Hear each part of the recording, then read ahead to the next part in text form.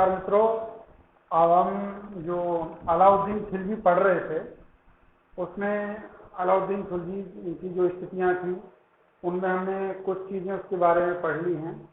अब हम आगे अलाउद्दीन खिलजी का जो दक्षिण भारत में अभियान हुए उनके बारे में एक पहले एक चार्ट सा बनाएंगे कि कौन कौन से दक्षिण भारत में इन लोगों ने अभियान किए और किस किस में कौन सेनापति रहा, कौन सा दक्षिण भारत का शासक था, क्या इनका उद्देश्य था। उद्देश्य हमने इससे पिछली क्लास में बताया था कि इसका मुख्यतः उद्देश्य था इसका जो दक्षिण भारत में अभियान करने का अलाउद्दीन खिलजी का, जिसके पास 4,75,000 फरिश्ता जो लेखक है उसने कहा है कि सुल्तान के पास एक बड़ी सेना थी। उसकी संख्या लगभग 4,75,000 के आसपास थी। इस सेना का जो खर्च था उसे वहन करने के लिए, इस सेना के रखरखाव के लिए इसे अधिक धन की आवश्यकता पड़ी। इसलिए इसने सोचा कि दक्षिण भारत की ओर अपना रुख ज्यादा करना चाहिए, क्योंकि दक्षिण भारत में उस टाइम क्या था, स्वर्ण की स्थितियां क्या थी, भरपूर थी। तो ये स्थितियां इसमें रही। इसके बाद जो आगे अपन इसमें पढ़ेंगे वो इस प्रकार है कि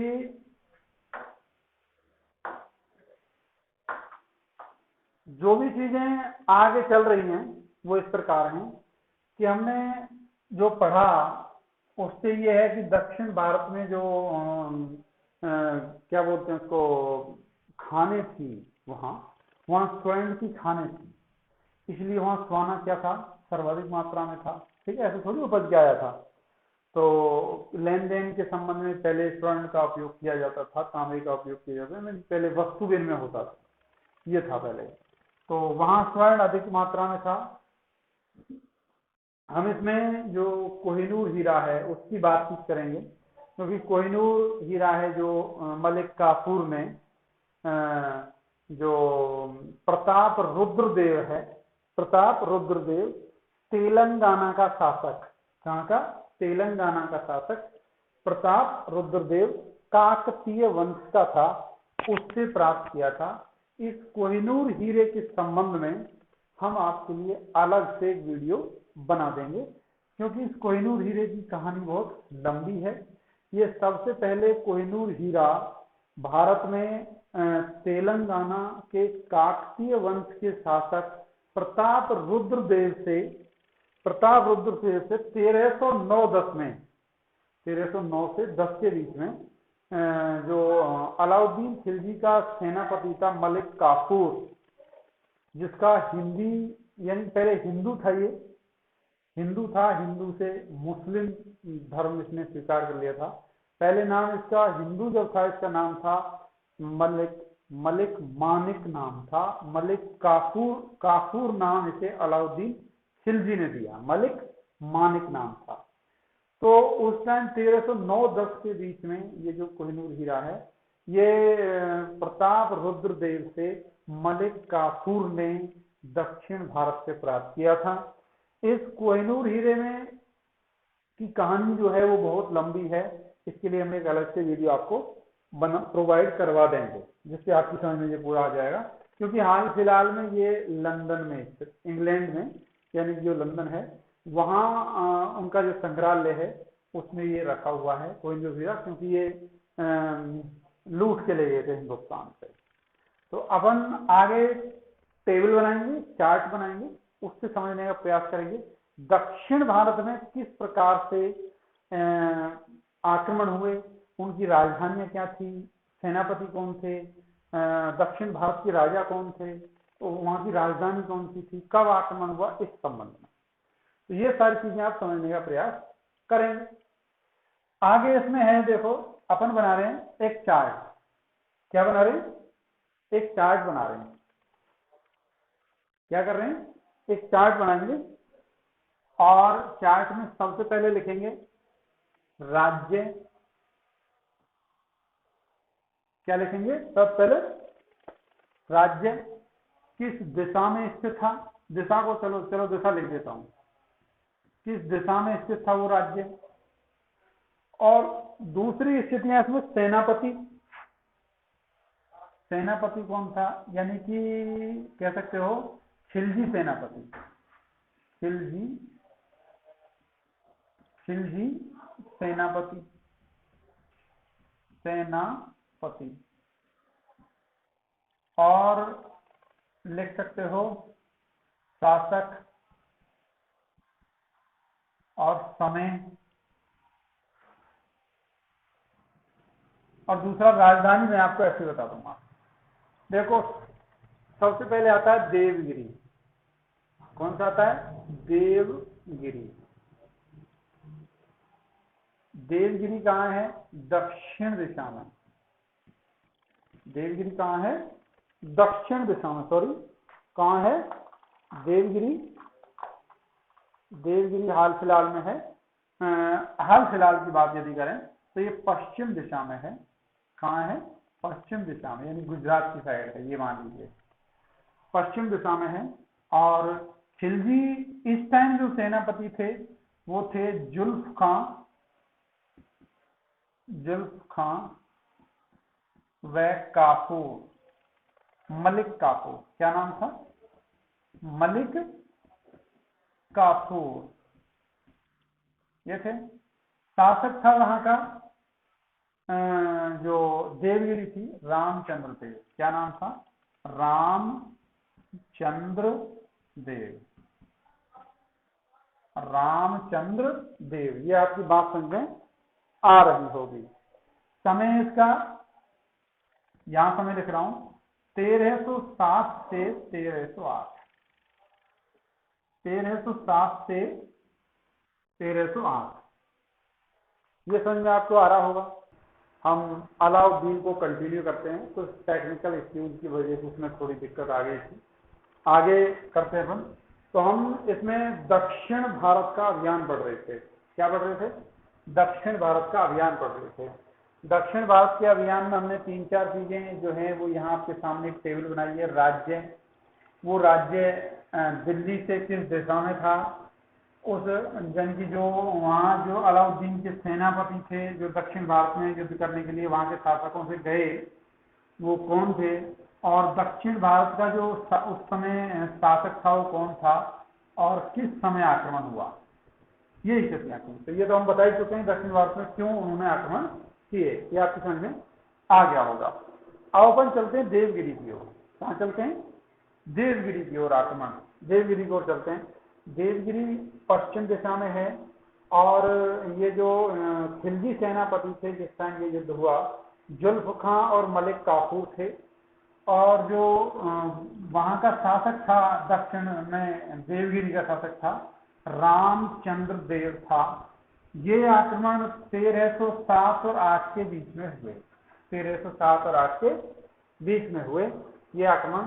इसमें हुआ क्या कि जुल्फ खां और मलिक काफूर ने इस पर अचानक आक्रमण कर दिया। अचानक आक्रमण करने से ये जो रामचंद्र देव था ये घबरा गया और युद्ध में ये क्या हुआ? हार गया। अब इसके सामने दो परिस्थितियां जो इस प्रकार थी जिसके कारण ये युद्ध जो है इसके ऊपर आक्रमण हुआ। उसका दूसरा एक भी कारण था कि गुजरात के शासक था कर्ण देव या कर्ण सिंह या रायकर्ण। तो वो सबसे पहले 1297-98 के बीच में मलिक काफूर ने गुजरात पर आक्रमण किया। अलाउद्दीन के सेनापति ने गुजरात पर आक्रमण किया। वहां के शासक जो था कर्ण देव या कर्ण सिंह, उसको क्या किया, या रायकर्ण, उसको हरा दिया। इसने हराने के बाद वह अपनी पुत्री, बघेल वंश का था वो अपनी पुत्री देवल देवी और पत्नी कमला देवी को लेकर कहाँ गया था? देवगिरी आ गया था रामचंद्र देव के पास। अब आपको पता है जब राजा ही हार गया तो प्रजा का और दोस्तों का तो कोई मतलब ही नहीं। तो रामचंद्र देव हार गया, तो इसलिए जो रायकर्ण था, रायकर्ण जो शासक था बघेल वंशीय गुजरात का, जिस पर आक्रमण 1297-98 में अलाउद्दीन खिलजी के सेनापति मलिक काफूर ने किया, उसकी जो पुत्री थी देवल देवी, उसको दिल्ली भेज दिया गया।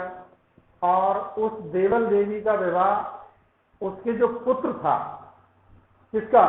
अलाउद्दीन खिलजी का। उस पुत्र का नाम था खिज्र खां, उससे कर दिया देवल देवी का विवाह। और जो कमला देवी थी, यानी कि राय कर्ण की जो पत्नी कमला देवी थी, उससे स्वयं अलाउद्दीन खिलजी ने क्या कर लिया? विवाह कर लिया। जब अलाउद्दीन खिलजी से इसका विवाह हो गया तो यानी कि राय कर्ण की जो पत्नी और पुत्री दोनों का विवाह हुआ। पत्नी का विवाह अलाउद्दीन खिलजी से हो गया और पुत्री का विवाह अलाउद्दीन खिलजी के जो पुत्र था खिज्र खां, उससे हुआ। रामचंद्र देव की एक पुत्री थी झात्स्यपाली। क्या नाम था उसका? झात्स्या या झात्स्यपाली। बहुत सी जगह, बहुत सी बुकों में इसका नाम झत्स्यपाली मिलता है। ठीक है, तो इंग्लिश में झत्स्यपाली जो है वो सही रहेगा। तो झत्स्यपाली इसका नाम था। इस झत्स्यपाली से स्वयं ने, किसने? अलाउद्दीन खिलजी ने विवाह कर लिया। इस स्थिति में अलाउद्दीन खिलजी का दो राजपूत यानी कि जो क्षत्रिय थे उनसे शादी हुई। एक तो कमला देवी से हुई जो रायकर्ण की पत्नी थी, और दूसरा विवाह हुआ किससे? झात्स्यपाली से, जो किसकी पुत्री थी? रामचंद्र देव। कालांतर में उस झात्स्यपाली से ही अलाउद्दीन खिलजी के लिए जो पुत्र की प्राप्ति हुई उसका नाम सिहाउद्दीन उमर था। और अलाउद्दीन क्या नाम था? सिहाउद्दीन उमर था। और कालांतर में जब अलाउद्दीन खिलजी की मृत्यु हो जाती है तो मलिक काफूर के संरक्षण में सिहाबुद्दीन उमर को ही क्या बना दिया जाता है? शासक बना दिया जाता है। यहां तक बात आपकी समझ आ गई होगी। रामचंद्र देव को क्या किया जाता है भाई? रामचंद्र देव को अलाउद्दीन खिलजी के पास पहुंचाया जाता है।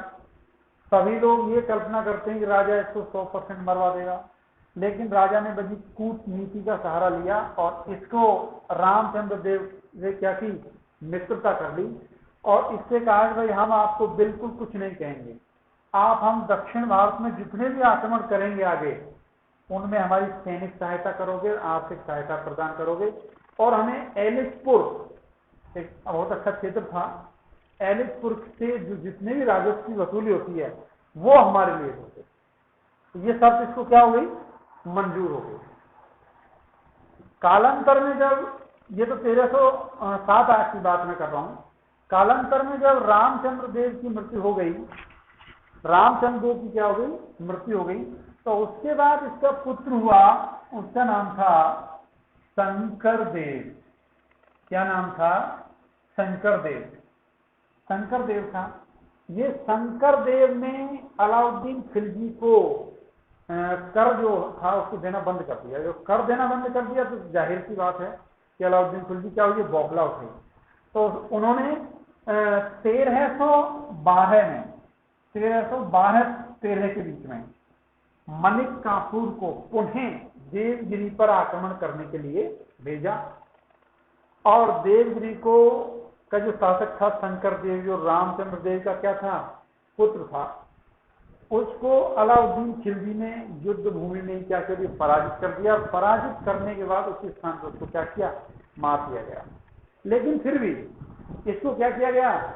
इसको अपने क्षेत्र में नहीं मिलाया गया। छोटे इसके भाई वगैरह थे, उनका कोई बच्चा ऐसा मिलता नहीं, वो इतना इंपॉर्टेंट हमारे लिए नहीं है, तो उनको छोटा मोटा शासक बना दिया अपने सानिध्य में, और कर प्राप्त, लगातार इससे कर प्राप्त करते रहे। ये बात आपकी समझ आ गई होगी। हमने पढ़ा अब तक देवगिरी। क्या पढ़ा?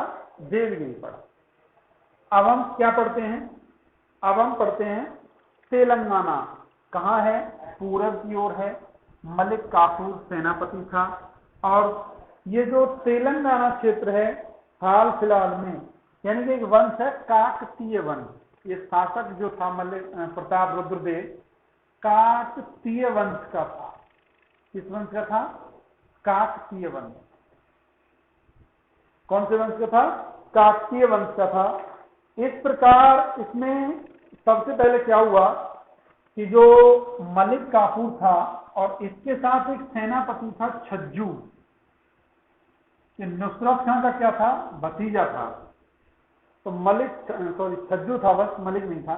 तो छज्जू और मलिक काफूर, ने सबसे पहले छज्जू और यानी कि मलिक काफूर जो है सेकंड आक्रमण में है, छज्जू और फखरुद्दीन गाजी, क्या नाम था, ये छोटा आक्रमण है, फखरुद्दीन गाजी कह सकते हो आप इसको, ये समझ लीजिए। इन्होंने 303 ईस्वी में इस पर तेलंगाना पर आक्रमण किया। दोबारा समझो इसको, ये जो मैंने आक्रमण लिखा है तेलंगाना का, पूरब में है, काकतीय वंश के थे, मलिक काफूर सेनापति प्रताप रुद्रदेव के समय आक्रमण हुआ 1309 से 10 के बीच में, ठीक। लेकिन इससे पहले भी एक छोटा आक्रमण हुआ था। क्या हुआ था? छोटा आक्रमण। ये डेट याद रखेंगे, 1303 ईस्वी में छज्जू नुसरत खां का भतीजा और फखरुद्दीन गाजी इन दोनों सेनापतियों द्वारा 1303 ईस्वी में जो तेलंगाना क्षेत्र है, इसका वंश है काकतीय वंश, यहाँ के शासक प्रताप रुद्रदेव पर आक्रमण किया था। अब इससे ये तो बात साफ होती है कि इस दक्षिण भारत में सबसे पहले जो आक्रमण हुआ, छोटा आक्रमण था, सबसे पहले आक्रमण हुआ वो तेलंगाना पर हुआ। देख सकते हो डेट 1303 ईस्वी, यहाँ 1307 है, 1303 ईस्वी हुआ। लेकिन इन दोनों को छज्जू और फखरुद्दीन गाजी सेनापति जो थे, इनकी सानिध्य में जो सेना वहां गई थी, उस सेना को प्रताप रुद्रदेव ने हरा दिया था। हराने के बाद फिर इस पर आक्रमण हुआ देवगिरी पर, और देवगिरी के बाद जो महत्वपूर्ण आक्रमण हुआ, किसकी सहायता से? रामचंद्र देव की सहायता से। मलिक काफूर फिर सेनापति बना। मलिक काफूर सेनापति बना, यानी ये तो दोनों हार चुके थे, छज्जू और फखरुद्दीन गाजी। मलिक काफूर सेनापति के नेतृत्व में प्रताप रुद्रदेव पर 1309 और 10 में, 1309 और 10 के बीच में प्रताप रुद्रदेव पर आक्रमण किया। प्रताप रुद्रदेव इसका जो आक्रमण था, उससे मलिक काफूर का जो आक्रमण इस पर हुआ 1309-10 में, इतना भयभीत हो गया कि इस जंगलों में अपनी जान बचाने के लिए भागना पड़ा, और अपने राज्य की रक्षा के लिए प्रताप रुद्रदेव ने इसको, मलिक काफूर को, अपनी स्वर्ण प्रतिमा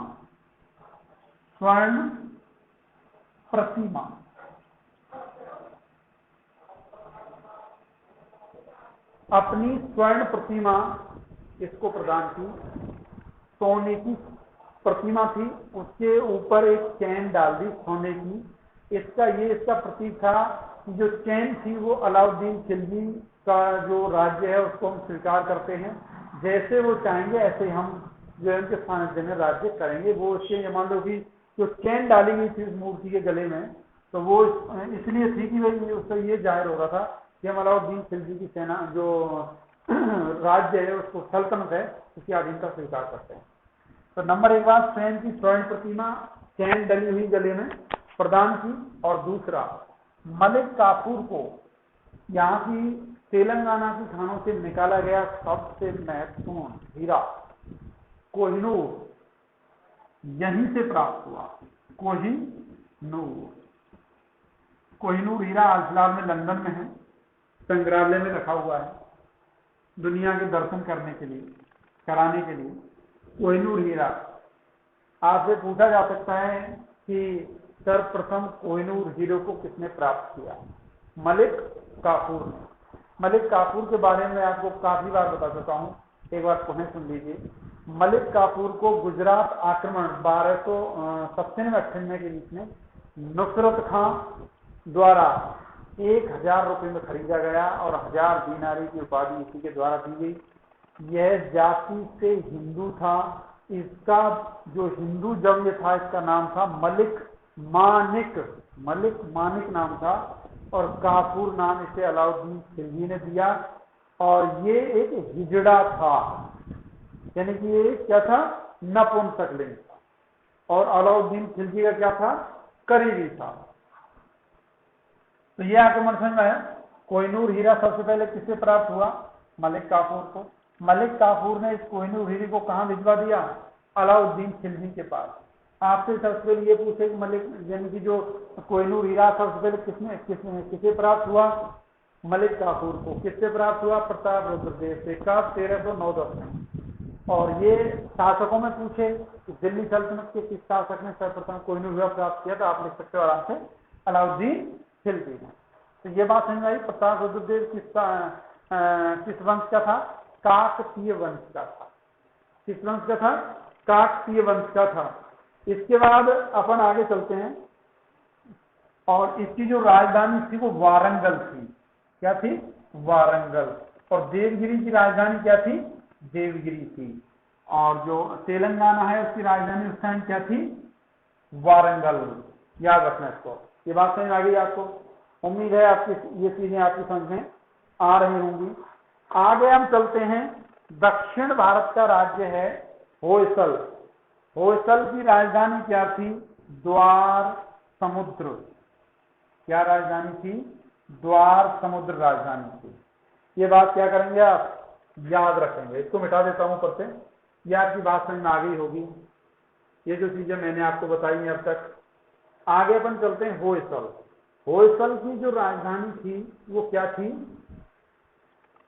होयसल की राजधानी क्या थी? द्वार समुद्र।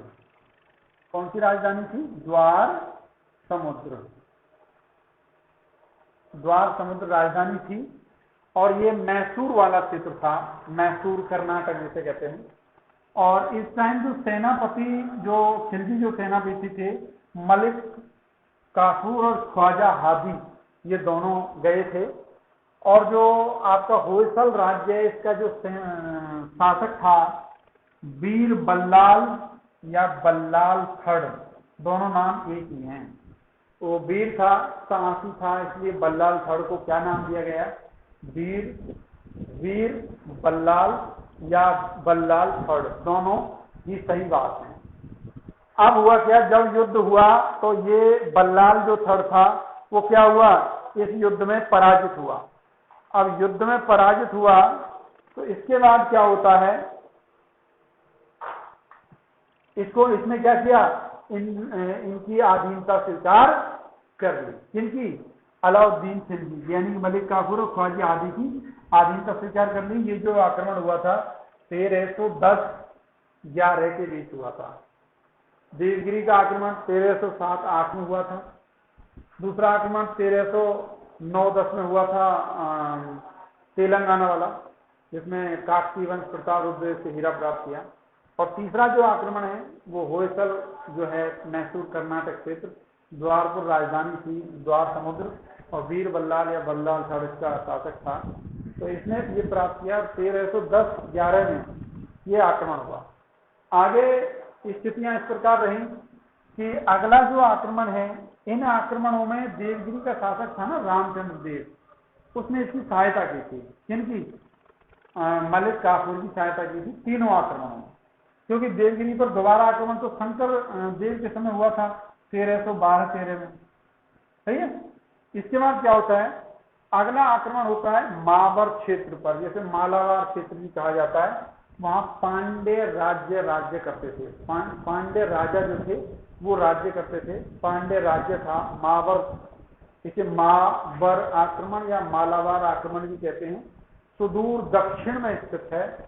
मलिक काफूर सेनापति बना और वीर पांड्य क्या था? यहाँ का शासक था। और 1311 में यह आक्रमण हुआ। अब इसको थोड़ी सी सुन लीजिए आप, क्योंकि इसमें स्थितियां थोड़ी सी क्या है? विचित्र हैं। अब देखो इसमें क्या है? वीर पांड्य और सुंदर पांड्य क्या थे? दो भाई थे। सिंहासन के लिए इन दोनों के बीच युद्ध चल रहा था। इन दोनों के लड़ने की जो जानकारी है वो ये जानकारी इसको अलाउद्दीन खिलजी को गुप्तचरों से प्राप्त हुई। जब देवगिरी पर आक्रमण इसका हुआ था 1307-8 में, तब जो देवगिरी का शासक था रामचंद्र देव, वो इस पांड्य राज्य पर आक्रमण करने के लिए मावर क्षेत्र में था। इसलिए वह जब यहाँ से वापस से पता चला कि देवगिरी पर आक्रमण हुआ है, काफूर ने आक्रमण किया अलाउद्दीन खिलजी के सेनापति ने, तो ये यहाँ से यानी कि जो आपका रामचंद्र देव था, ये यहाँ से पांड्य राज से अपने क्षेत्र में गया। कहाँ? देवगिरी में। और वहां जाते ही क्या हुआ, हार गया था। ठीक है, तो ये स्थिति आपको समझ में आ जानी चाहिए। यानी कि इन दोनों के जो जानकारी थी वो इसी प्रकार जब देवगिरी पर आक्रमण हुआ तो मलिक काफूर को भी इसकी पता चल गई थी कि वो वहां गया हुआ, क्यों गया उसकी पता चल गई। तो दोनों भाइयों के बीच झगड़ा था, सुंदर पांडे वीर पांडे। ये बड़ा भाई था, सुंदर पांडे छोटा भाई था। ये शासक था, सुंदर पांडे शासक बनना चाहता था। तो इसने क्या किया, मलिक काफूर ने सुंदर पांडे का साथ लिया और सुंदर पांडे ने क्या किया, वीर पांडे को पकड़ने का प्रयास किया, इसको हराने का प्रयास किया दोनों ने मिलकर। अंत में क्या हुआ कि ये इसको पकड़ नहीं पाए अंततः, और वीर पांडे छापा मार युद्ध गौरेला पत्ती से सुंदर पांडे और मलिक काफूर को लगातार परेशान करते रहा। अंततः ये बिल्कुल भी इन जो अलाउद्दीन खिलजी के सेनापति थे उसके बिल्कुल भी क्या हुआ, इसके अधीन नहीं हुआ और हमेशा स्वतंत्र रहा। तो एकमात्र दक्षिण भारत का एकमात्र राज्य जिसने अलाउद्दीन खिलजी को कर नहीं दिया, वो स्वर्ण मुद्रा नहीं दी और अधीन भी नहीं हुआ, वो क्या, कौन सा राज्य था, पांडे राज्य, यानी मावर क्षेत्र था, पांडे राज्य था। वीर पांडे का क्या था, यहाँ का शासक था। और 1311 ईस्वी में यहाँ क्या हुआ था, आक्रमण हुआ था। ये बात आपकी समझ में आ रही होगी। अब अपन चलते हैं उत्तर भारत की ओर आक्रमण। ये दक्षिण भारत, आशा करता हूं कि दक्षिण भारत में जितने भी आक्रमण हुए वो आपकी समझ में आ गए होंगे। अब अपन कहां चलते हैं, उत्तर भारत की ओर चलते हैं। अलाउद्दीन के उत्तर भारत में आक्रमण, उत्तर भारत में देखो, ज्यादातर आक्रमण को दो ही भागों में बांटा जाता है। अलाउद्दीन खिलजी के जो आक्रमण हुए उनको दो ही भागों में बांटा जाता है, दक्षिणी भाग वाले आक्रमण और उत्तरी भाग वाले आक्रमण। दक्षिणी भाग वाले आपको समझ में आ गए होंगे। अब पढ़ते हैं अलाउद्दीन के उत्तर भारत में आक्रमण, उत्तर भारत की ओर आक्रमण किए थे। तो उत्तर भारत में जो पश्चिम भारत है वहां भी क्या होगा, इनका जो आक्रमण है वो आ जाएगा। तो सबसे पहले अपन उत्तर भारत के आक्रमणों में सिर्फ सबसे पहले का आक्रमण देते हैं गुजरात का आक्रमण। गुजरात के आक्रमण में आपको 2-3 बार पढ़ा चुका हूं। 1297 से 1298 के बीच में इसमें मलिक काफूर ने गुजरात पर सबसे पहले आक्रमण किया। जब 1296 साल तक बना था ये अलाउद्दीन खिलजी, उसके बाद 1297 गुजरात पर आक्रमण हुआ। गुजरात का बघेल वंशी शासक था, क्या नाम था, बघेल गडरी होते ना वो, बघेल वंशीय शासक था कर्ण। क्या नाम था उसका, कर्ण। इस पर आक्रमण इसके समय हुआ। तो ये अपनी पुत्री, ये बता सकता हूं, आप कथा एक बार पुनः सुन लीजिए। पुत्री थी इसकी देवल देवी और पत्नी थी कमला देवी। इनको लेकर कहां चला जाता है, देवगिरी के शासक रामचंद्र देव के पास। यहां आक्रमण हुआ अलाउद्दीन खिलजी का 1307-8 के बीच में। ये स्थितियां रही। ये समझ आगे होगी। देवल देवी से किसका विवाह हुआ बताइए, खिज्र खां का, अलाउद्दीन खिलजी के पुत्र का। और कमला देवी से किसने विवाह कर लिया, अलाउद्दीन खिलजी ने विवाह कर लिया। और रामचंद्र देव की जो पुत्री थी जत्तेपाली, उससे विवाह किसने कर लिया, अलाउद्दीन खिलजी ने। आने वाले समय शिहाबुद्दीन उमर पैदा हुआ और वो अलाउद्दीन खिलजी का क्या बना, आने वाले समय में यानी कालांतर में अलाउद्दीन खिलजी का उत्तराधिकारी बना शिहाबुद्दीन उमर। किसके संरक्षण में, मलिक काफूर के संरक्षण। इतना तो आपको याद रखना चाहिए। तो यह आपकी बात समझ आ रही होगी। अब इसमें गुजरात पर आक्रमण हुआ था, जिस टाइम ये गुजरात की ओर जा रहे थे तो बीच में जैसलमेर पड़ता है।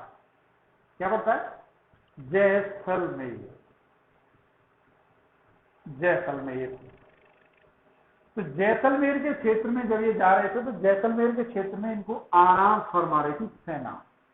क्या फरमा रही थी, आराम फरमा रही थी। तो जैसलमेर के शासक थे उस टाइम दूधा व तिलक सिंह। क्या नाम थे, दूधा व तिलक सिंह। ठीक, जब आराम फरमाई थी सेना तो क्या हुआ कि इनके जो सैनिक थे उनको पता चला कि जो हमारी सेना है उसमें से कुछ घोड़े चोरी हो गए हैं, और ये चोरी का आरोप जैसलमेर के शासक दूधा और तिलक सिंह के ऊपर लगाया गया कि इन्होंने चोरी करवाए। तो इसलिए इसी समय 1398 के दौरान ही अभियान में जैसलमेर के शासक दूधा तिलक सिंह को युद्ध में इन्होंने क्या कर दिया था, हरा दिया था। तो जैसलमेर आक्रमण भी इस प्रकार इन्होंने क्या किया, क्योंकि घोड़े का इसलिए चोरी के लिए पता चला कि इसके टाइम में आपको पढ़ाएंगे, इसकी राजस्व व्यवस्था जब पढ़ाएंगे सल्तनत काल की प्रशासन व्यवस्था पढ़ाएंगे, तो उसमें हम आपको पढ़ाएंगे कि घोड़ों की सैनिकों का हुलिया लिखा जाता था, घोड़ों को दाग दिया जाता था।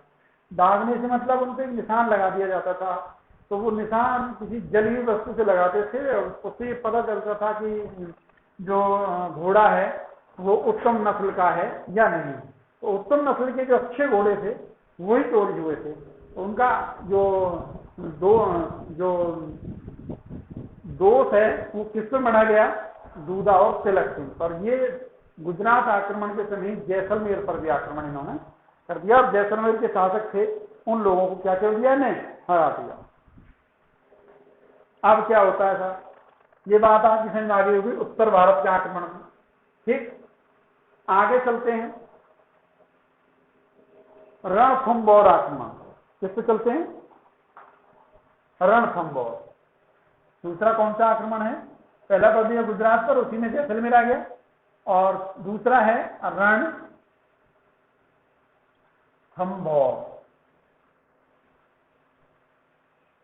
रणथंबोर ये 1299 से 1301 तक का अभियान है, क्योंकि सेनाएं जो हैं वो बाहर जो दुर्ग होते थे उनके बाहर 2-2, 3-3 महीने, 5 महीने, 6-6 महीने, एक साल भर पड़ी रहती थी। और जो किला है उसके द्वार, क्योंकि उनको आशा ये रहती थी कि अब अंदर किले में रसद सामग्री जीत जाएगी, खाने पीने की वस्तुएं खत्म हो जाएंगी, तो अंततः उन्हें द्वार खोलने ही पड़ेंगे और युद्ध करना ही पड़ेगा। तो इसलिए मुगल ज्यादातर राजस्थान में जितने भी आक्रमण हुए उनके किले के बाहर इसलिए अपने चारों तरफ सेनाएं रखते थे कि कभी तो किले के द्वार खुलेंगे और जो नागरिक हैं, सैनिक हैं और सुल्तान हैं, राजा हैं, शासक हैं, वो बाहर आएंगे और हमसे युद्ध करना पड़ेगा, तो मजबूरी में। तो इसलिए ये जो रणथंबोर का आक्रमण है कि 1299 से 1301 ईस्वी के समय हुआ। यहाँ का शासक कौन था भाई, शासक था यहाँ का हम्मीर देव। क्या नाम था उसका, हम्मीर देव। क्या नाम था, हम्मीर देव था। ठीक, यहाँ पर आक्रमण किया। अब आक्रमण हुआ तो आक्रमण में ये था कि ये रणथंबोर का जो किला है अभेद्य किला है, बहुत अच्छा किला है ये। और इसमें क्या होता है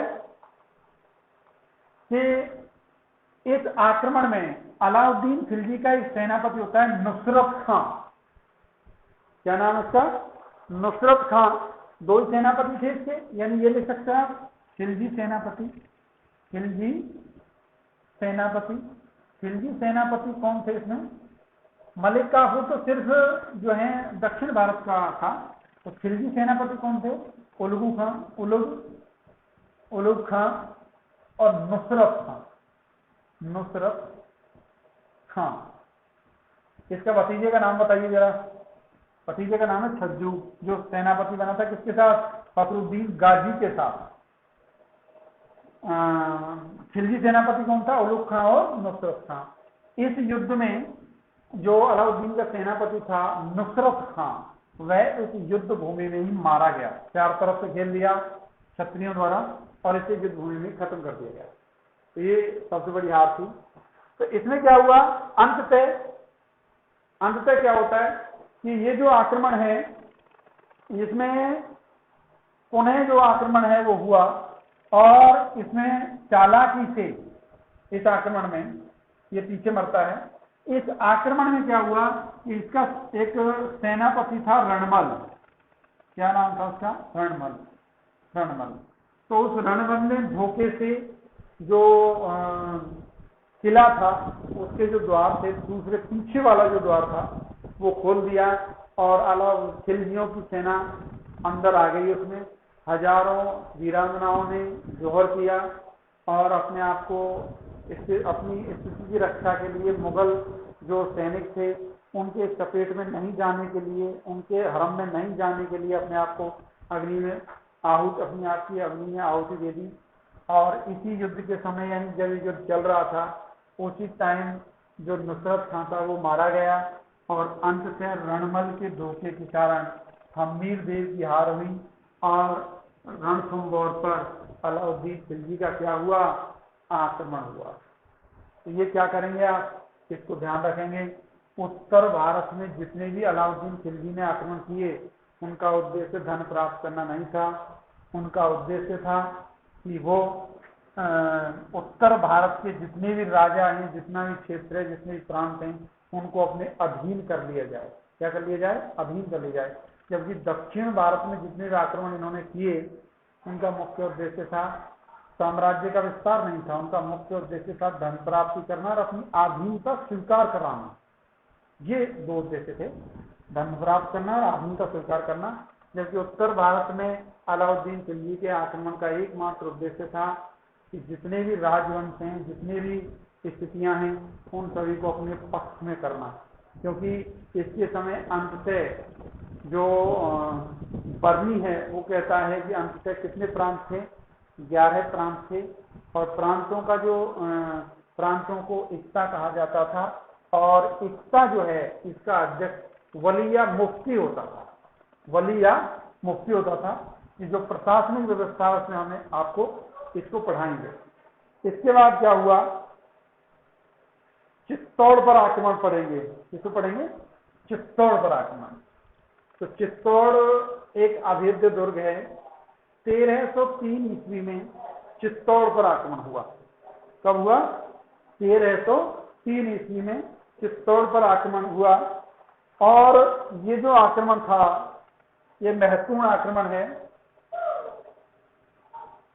चित्तौड़ पर आक्रमण, चित्तौड़ पर जो आक्रमण हुआ उसका टाइम पीरियड है 1303 ईस्वी में। ठीक है, 1303 ईस्वी आपको याद आ रहा होगा कि दक्षिण भारत के किस राजवंश पर 1303 ईस्वी के आसपास आक्रमण किया गया, इसका नाम कमेंट में बताना जरा। चित्तौड़ पर आक्रमण 1303 ईस्वी में हुआ। चित्तौड़ का शासक था राव रतन सिंह। क्या नाम था, रतन सिंह। और खिलजी सेनापति कौन था, खिलजी सेनापति, खिलजी सेनापति था स्वयं अलाउद्दीन खिलजी। स्वयं अलाउद्दीन खिलजी यहाँ गया था। और अमीर खुसरो इसके इस आक्रमण में साथ था। ये भी ध्यान रखेंगे, ये बहुत बार पूछा गया है। अमीर खुसरो, अमीर खुसरो क्या था, इस आक्रमण में इसके साथ था, इस आक्रमण में। तो नंबर 1 बात, मलिक मोहम्मद जायसी, मलिक मोहम्मद जायसी ने इस आक्रमण का कारण रतन सिंह की, राव रतन सिंह की गोहिलिक वंश का था। गोहिलत वंश यानी गहलोत वंश, ये मान लीजिए आप, वंश का था। तो मलिक मोहम्मद जायसी ने पुस्तक लिखी पद्मावत। इसके अनुसार, यानी मलिक मोहम्मद जायसी के अनुसार, अलाउद्दीन खिलजी के 303 ईस्वी में चित्तौड़ पर आक्रमण का एकमात्र उद्देश्य था रतन सिंह की पत्नी थी पद्मिनी। क्या नाम था उसका, पद्मिनी को प्राप्त करना। क्या था, ये रानी पद्मिनी जो थी, इसको सिंघल द्वीप के शासक थे रतन सिंह ने प्राप्त किया था। ये आपको कहानी पता ही होगी। और इसमें क्या है, यानी कि मलिक मोहम्मद जायसी ने कहा है कि इस पद्मिनी को प्राप्त करने के लिए ही इसने आक्रमण किया इसके ऊपर, चित्तौड़ के ऊपर। लेकिन ये जो कहानी है जो मलिक मोहम्मद जायसी ने पद्मावत में लिखी है, अलाउद्दीन खिलजी इसके साथ था। इसके अमीर खुसरो अलाउद्दीन खिलजी के साथ था, इसने कहीं भी इस प्रकार की फिल्मी कहानी का वर्णन नहीं किया है। इससे ये साफ जाहिर होता है कि या तो ये कहानी सत्य नहीं है, और या सल्तनत काल के जो लेखक थे अपने सुल्तान की बुराइयों को लिखना नहीं चाहते थे। खैर, सत्य चाहे जो भी हो कहा नहीं जा सकता, लेकिन ये निश्चित है कि अमीर खुसरो ने कहीं भी अपनी किसी भी बुक में इस पद्मिनी की कहानी का उल्लेख नहीं किया है, जबकि इसने अपने आंखों देखा हाल इस चित्तौड़ आक्रमण का इसने लिखा है। ठीक है, तो ये आपकी बात समझ आ गई होगी। और जब ये चित्तौड़गढ़ को जीत जाता है अलाउद्दीन खिलजी, तो इस चित्तौड़गढ़ का नाम रख देता है खिजराबाद।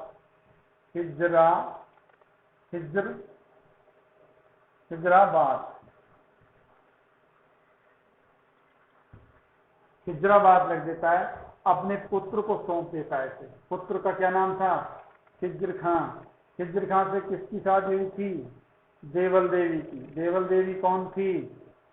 राय बघेल वंशी, गुजरात के बघेल वंशी शासक राय का इनकी क्या थी?